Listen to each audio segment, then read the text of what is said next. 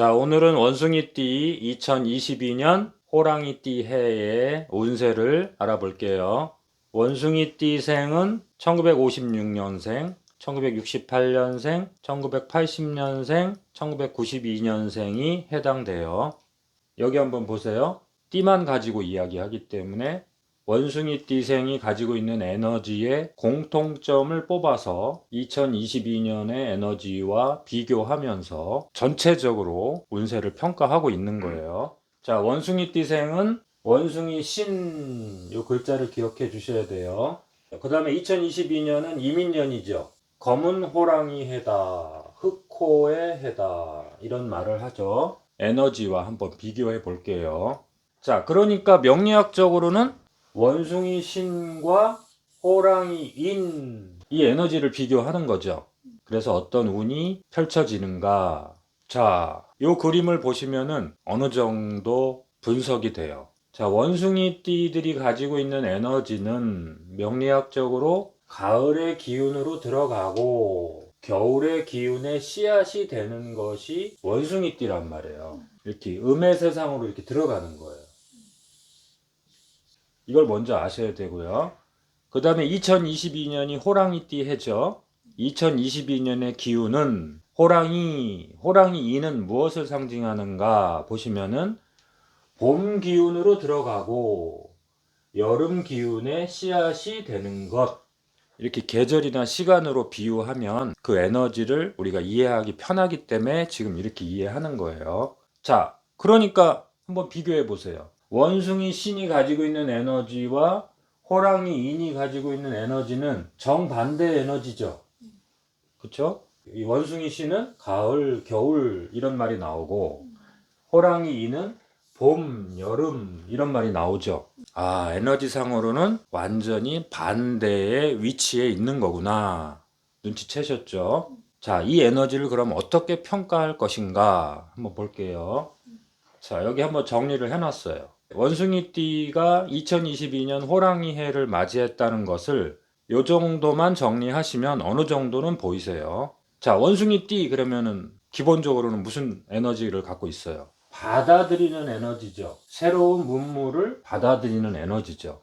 그리고 새로운 에너지를 열어주기 때문에 새로운 부가가치를 창출해내는 사람이다. 새로운 문물을 흡수하는 통로 역할을 하는 사람이다. 이렇게 에너지를 정의할 수 있겠죠. 자, 그리고 2020년 경자년에 새로운 세상이 열렸다고 했죠. 그러니까 2022년은 그 새로운 세상이 전문화되는 세상이라고 했죠. 이민년, 호랑이 해 이런 말이 나오면 이제 전문화되는 제품, 제도, 인물, 문화 시스템이 제대로 드러난다. 이런 뜻이죠. 자, 그러면은 원숭이띠생들이 2022년에 그러한 세상의 흐름 속에서 어떠한 역할을 맡을 것인가? 그것이 제일 중요하겠죠.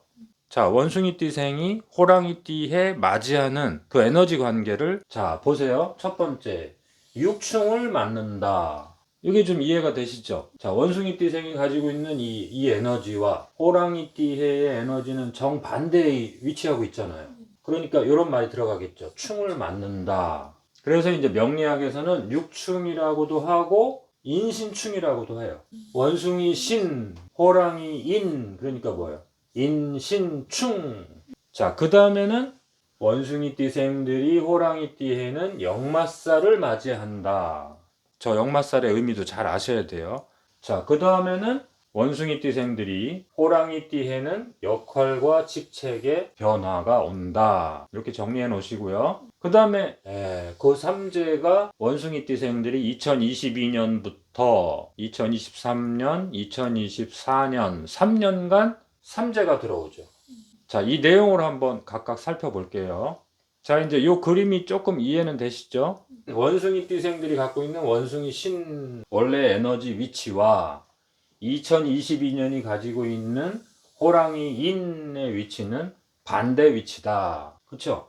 반대 위치예요. 그리고 삼재가 출발하는 3년간 여기 출발 시점이죠. 2022년이 삼재를 맞이한다. 그 다음에 이렇게 원숭이띠생한테 호랑이띠에는 역마의 시간이다. 자, 우선은 용어를 이렇게 정리하시면 전체적으로 볼 수 있겠죠. 자, 원숭이띠생에게 2022년이란 삼재의 출발 시기다.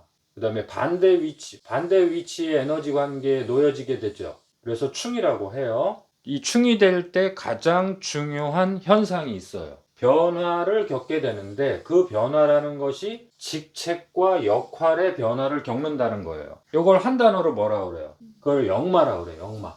역마살이라는 게 막 돌아다니는 게 아니라 자기 역할의 변동이 온다. 자기가 2021년까지 맡아왔던 역할이나 직책이나 그 다음에 주변에서 원숭이띠생에게 요구했던 임무, 역할 이런 것들의 변동이 온다. 그 역할이나 직책의 변동이 온다는 것은 그만큼 분주해지고 바빠지고 아니면 이동을 할 수도 있겠죠.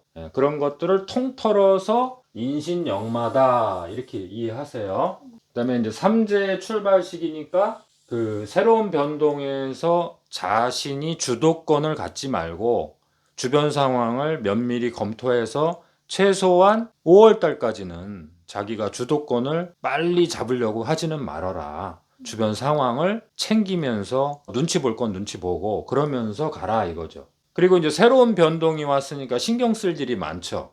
챙겨야 될 것도 많고 그다음에 그 변동에 적응을 해야 되니까 이 스트레스 관리를 잘 해야 되겠죠. 그래서 여기 보시면은 인신의 시기에는 신경계와 정신계를 조심해야 되는 그 시간이다. 이렇게 정리를 해 놓으시면은 기본적으로 원숭이띠생이 호랑이띠해를 맞이한다는 그 에너지 관계를 어느 정도는 이해하실 수 있어요. 자, 이제 이게 조금 보이시죠? 자, 원숭이띠, 그럼 원숭이신, 호랑이해, 2022년은 호랑이해니까 인이죠.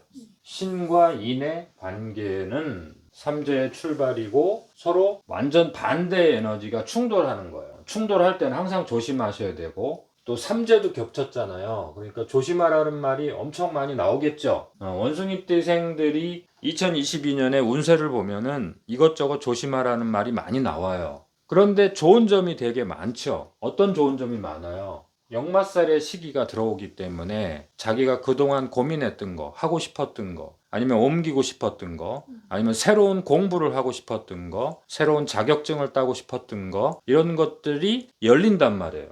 그런데 또 2022년은 새로운 시대의 전문화가 열리는 세상이잖아요. 그러니 얼마나 좋아요. 아주 그 공부하고 새로운 지식 정보를 받아들일 수 있는 아주 최적의 시기가 되는 거죠.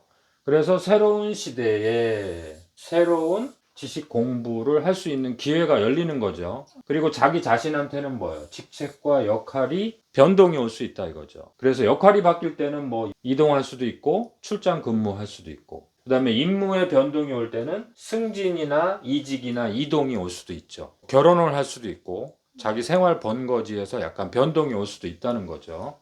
자, 그래서 원숭이띠생을 신이라고 하죠. 그 다음에 2022년 호랑이 해 인이라고 하죠. 인. 자, 명리학이라는 것은 뭐예요? 이 사람, 인간과 2022년이라고 하는 시간, 인간과 시간을 비교할 수 있다는 거예요. 어떻게 비교할 수 있어요? 인간도 에너지를 갖고 있고 시간도 에너지를 갖고 있기 때문에 비교할 수 있다는 거예요. 그렇죠? 그런데 신과 인이 만날 때는 완전히 정반대의 에너지끼리 만난 거잖아요. 그럼 어떻게 돼요? 그걸 충이라고 그래요. 그래서 충이 일어나는 해다. 이 충이라는 것은 당연히 뭐를 일으키겠어요? 변동을 일으키겠죠. 그리고 삼재의 시간이기 때문에 내가 주도권을 갖고 있다고 하더라도 그 주도권을 마구마구 행사하지 말아라. 주변의 상황을 보고 눈치를 봐라. 최소한 5월 달까지는 눈치를 봐라 이거죠. 새로운 변화에 적응하기 위해서 그 적응 시간을 좀 가져라. 새로운 시대, 2022년이라고 하는 전문화의 시대로 들어가는 새로운 시대가 열렸기 때문에 새로운 지식 정보를 흡수하기 위해서 공부해라 이거죠. 그리고 육충이 되면서 반대 에너지로 들어가니까 내 주도권이 아니라 주변에서 나한테 요구되는 역할, 직책 이런 게 더 중요한 시점이 되는 거죠. 그걸 뭐라 그래요? 인신 역마죠, 역마. 역마라는 것은 말 타고 돌아다닌다 이런 뜻이 아니라 역할이 주어지기 때문에 내가 역할을 정한 게 아니에요. 주변에서 나를 그렇게 임명하는 거예요. 임명하니까 뭐 승진도 되고 뭐 사장님도 되고 뭐 정치인이라면 더 큰 세상으로 나아가서 나에게 역할이 주어지고 그런 뜻인데, 사실은 그 역할이라는 게 주변의 요구에 의해서, 주변의 바람에 의해서 그 역할이 주어지는 거기 때문에 사실은 부담되는 측면도 있어요. 내가 무작정 누리는 역할은 아니란 말이에요. 그래서 이제 눈치도 봐야 되고 또 다른 사람이 원하는 걸 들어줘야 되니까 너무 마구마구 내가 할 수 있다고 막 역할을 맡아버리면 안 되겠죠. 그러면 나중에 부담이 된단 말이에요.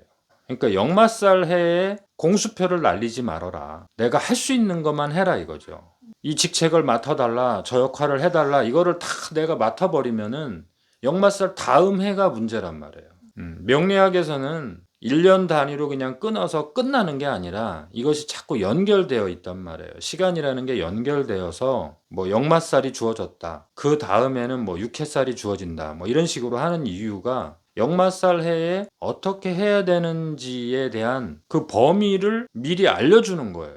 호랑이띠 해는 이 원숭이띠 생에게는 인신역마이기 때문에 내가 주도권을 갖는 역할이 아니고, 비록 승진했다 또는 뭐 더 좋은 직책으로 당선이 되었다 이렇게 한다 하시더라도 그것은 어디까지나 역할을 맡게 된 거기 때문에 내가 할 수 있는 역량 안에서만 하셔야 돼요. 과로나 과다한 업무 때문에 오히려 본인이 몸과 마음에 상처가 생길 수가 있단 말이에요. 그 다음에 인신역마나 삼재나 충이니까 제일 조심해야 될 게 뭐예요? 변동상에서 이동이 있잖아요. 이동. 그 이동 상황에서 건강관리를 잘 해야 되죠. 교통사고 관리도 잘 해야 되고 조심해야 되는 시점이다, 이렇게 보시는 게 좋아요. 1968년생이 이제 54세, 55세로 들어가네요. 그렇죠? 그래서 2022년에 호랑이띠 해는 이 부분은 이제 이해하시죠? 삼재의 시간이다. 육충을 맞이해서 반대 에너지에 놓여지게 된다. 내 에너지 중심으로만 가서는 안 되고 새로운 행동 방식이 요구되는 시간이다. 이제 내가 변화되는 시간이란 뜻이에요.